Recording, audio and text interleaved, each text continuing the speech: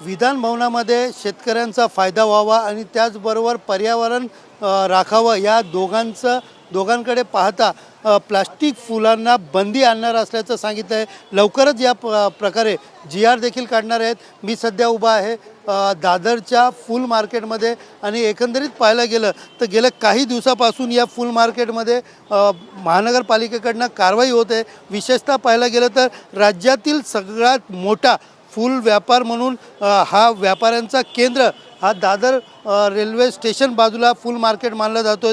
ज्या पद्धतीने आता नैसर्गिक फुलं यांना प्राधान्य देण्यासाठी मुख्यमंत्री देवेंद्र फडणवीस यांनी नवीन GR काढणार असं सांगितलं होतं की जे कृत्रिमरित्या जे फुलं आहेत त्या फुलं व्यापारी त्याचबरोबर अनेक हॉल्स डेकोरेटर्स यांच्यावरती कारवाई देखील करणार असल्याचं त्यांनी स्पष्ट केलेलं आहे।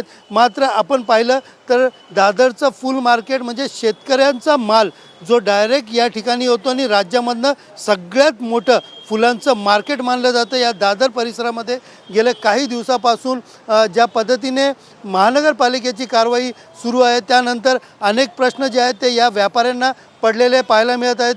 ज्या पद्धतीने पाहिलं तर कारवाई सुरू आहे आणि या कारवाईच्या अंतर्गत ती प्लास्टिक फुलांवरती बंदी आणायची आणि त्याचबरोबर प्लास्टिक फुलावरती बंदी आणायची, मात्र ती विक्री करण्यासाठी इकडे व्यापारी नसल्याने आम्ही ती विक्री करायची कशी आणि याच्यावरनं शेतकरी किंवा व्यापारीचा फायदा आणि त्याचबरोबर पर्यावरण सुव्यवस्था कसा राहणार असे प्रश्न उपस्थित होत आहेत। नेमकं या व्यापाऱ्यांचं आणि या संघटनेचं या ठिकाणच्या सर्वांचं काय मत आहे आपण हे जाणून घेण्यासाठी आपल्यासोबत काही व्यापारी आणि त्याचबरोबर काही संघटनेचे पदाधिकारी आपण त्यांच्याशीच बातचीत करणार आहोत।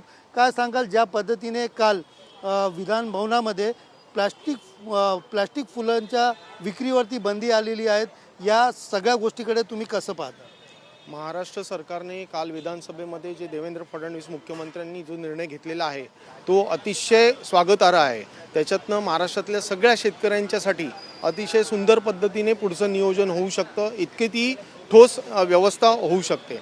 दुसरं असं आहे की आर्टिफिशियल फुलांच्या बंदीच्या वेळीच गेले 15-20 दिवसांपासून दादरमध्ये फुल मार्केटमधल्या व्यापाऱ्यांना पहाटे 5 वाजल्यापासून व्यापार करून दिला जात नाही आहे आणि गेली 4 ते 5 दिवसांपासून त्याची कारवाईची तीव्रता एवढी वाढलेली आहे की आत्तासुद्धा तुम्ही जर का बघितलं तर या मार्केटमध्ये पोलीसच फिरताना दिसतील, कस्टमर कमी आहेत।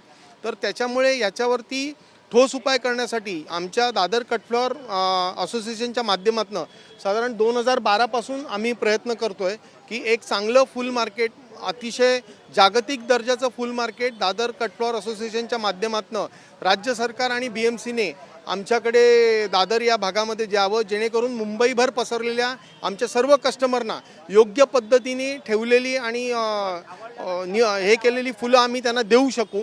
तर त्याच्यासाठी एक मोठ्या मार्केटची डिमांड आहे। त्या संदर्भातली मीटिंग भरत गोगावले मंत्री महोदय, जयकुमार रावल यांच्याकडे गेल्या 6 महिन्यापासून चालू आहे। BMCमध्ये पत्र दिलेलं आहे आणि त्यांच्याकडनं आता अपेक्षित उत्तर आल्यानंतर मुंबईतल्या कस्टमरना योग्य पद्धतीची फुलं देण्यासाठी एक सुव्यवस्थित नियोजित मार्केटची जी गरज आहे ती पूर्ण होणं गरजेचं आहे। आता ज्या पद्धतीने कालचा जो निर्णय घेतला आहे की कुठेतरी आर्टिफिशियल फुलांवरती बंदी आणावी आणि आता जे नैसर्गिक फुलं आहेत त्यांना प्राधान्य मिळावं, मात्र ज्या पद्धतीने गेल्या काही दिवसापासून इकडं कारवाई सुरू आहेत त्या कारवाईकडे तुम्ही कसं पाहता? कारण दादर हे सगळ्यात मोठं फुल मार्केट म्हणून ओळख आहे दादरची, राज्यातनं कुठनं या ठिकाणी फुलं येतात, काय सांगाल? पूर्ण राज्यभरातून फुलं येतात बाजारात। इथे कसं पोलिसांना BMCला जे आदेश आहेत त्याप्रमाणे ते काम करतात, त्याच्याबद्दल आमचा काही वाद नाही आहे। कारण काय त्यांना जे काम सांगणार ते करणार। आमचा असा प्रॉब्लेम आहे की आम्ही सकाळी 4 ते 7:30-8 वाजेवरून बसतो, त्याच्यानंतर हा पूर्ण रोड आमचा खाली असतो। इथे काय आम्ही फेरीवाले नाही आहे, आम्ही फक्त सकाळी एकच टाईम काम करतो आणि त्याच्यामध्ये असं आहे की आता आम्ही काम करणार आहे, आमच्याकडे येणार माल जर विकलाच गेला नाही तर आम्ही शेतकऱ्यांना पैसे द्यायचे कुठून? म्हणजे आम्ही पण लॉसच आहोत ना याच्यामध्ये आज। कारण जर फुलंच विकली नाही तर आम्ही पैसे कुठून देणार? काय मागणी आहे तुमची? काय आम्हाला प्रॉपर मार्केट पाहिजे, BMCकडून असेल राज्य सरकारकडून असेल, जे आमच्या मागण्या आम्ही दिल्या आहेत पहिल्यापासून त्या आमच्या पूर्ण व्हाव्यात आणि चांगलं मार्केट दादरमध्ये व्हावं एवढी आमची मागणी आहे। ज्या पद्धतीने या ठिकाणी कारवाई सुरू आहे तुम्हाला काय वाटतं की काय झालं पाहिजे? कारण अनेक वर्षापासून फूल विक्रेता या ठिकाणी बसत होता आणि आज एकही फूल विक्रेता या ठिकाणी नाही। गेले 15 दिवस ही कारवाई कडकपणे चाललेली आहे। इथं या मुंबईमध्ये पूर्ण महाराष्ट्रातून प्रचंड प्रमाणात म्हणजे बघायला गेलं तर पश्चिम महाराष्ट्र असू द्या, नाशिक असू द्या, या सगळ्या जिल्ह्यातून प्रचंड प्रमाणात फ्लावर्स इथे येतात. पण आज अशी अवस्था आहे, एक प्रकारे आर्टिफिशियल फ्लावरचा निर्णय घेतलेला आहे बंदीचा, तो निर्णय निश्चित स्वागत आहे. पण आज रिअल फुलं विकायला बंदी घातली आहे का असं झालं. म्हणजे निर्णय कोणावरती घेतला आहे, आर्टिफिशियलवर घेतला आहे का नैसर्गिक फुलांच्यावरती. आज इथं नैसर्गिक फुलं विक्रीच होऊन देत नाहीत.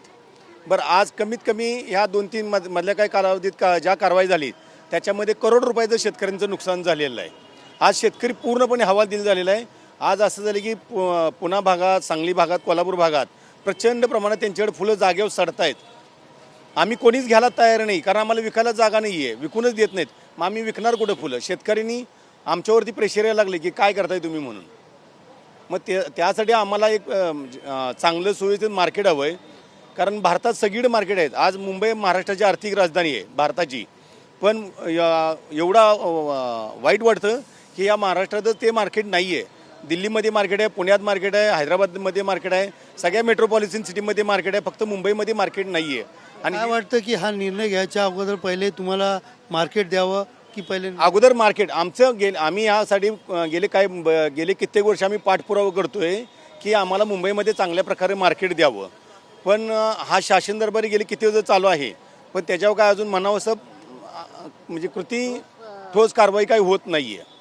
आता काय वाटतं या निर्णयाने शेतकरी असतील, व्यापारी असेल, कशा पद्धतीने याचा फायदा होणार आहे, तुम्हाला आनंद वाटतो का या गोष्टीचा? आज पॉलिहाऊसच्या प्रोडक्शनविषयी जो काय खर्च होतो आणि तो प्रोडक्शनचा पूर्ण माल मुंबईमध्ये कट फ्लावर नसल्यामुळं आम्हाला रोडवर नाही विलाजास तो विक्री करावा लागतो. आणि तो विक्री फक्त आम्ही 3 तास करतो. सकाळी 3 तासामध्ये विक्री करून आम्हाला रोड खाली करून द्यावा लागतो. आणि सध्या मार्केट नसल्यामुळं आम्ही ते नाविलाजास्तव बसतोय.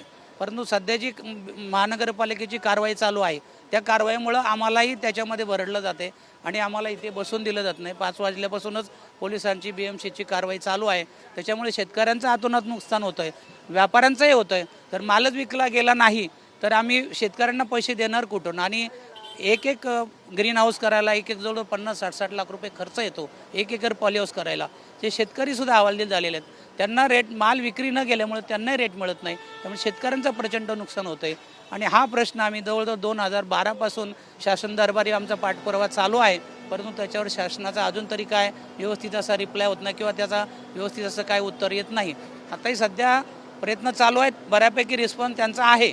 पण त्याच्यावर आमची एवढीच कारवाई की मार्केट मिळेपर्यंत आमच्यावर जी कारवाई आहे ती थोडी शिथिल करावी. 7-8 वाजेपर्यंत आम्ही ज्या एरियामध्ये दादर वेस्टला बसतो त्या ठिकाणी आम्हाला थोडी बसण्याची परमिशन द्यावी, जेणेकरून जे काय मार्केटची विक्री चालू आहे ती सविस्तरपणे व्यवस्थित चालू होईल, एवढीच आमची मागणी आहे.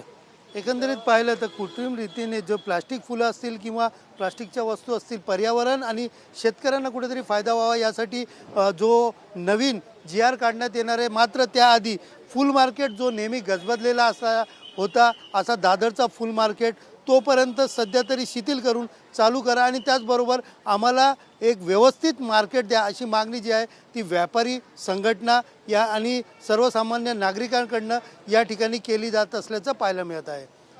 कॅमेरा पर्सन आदिलसह सुनील जाधव, TV9 मराठी, मुंबई.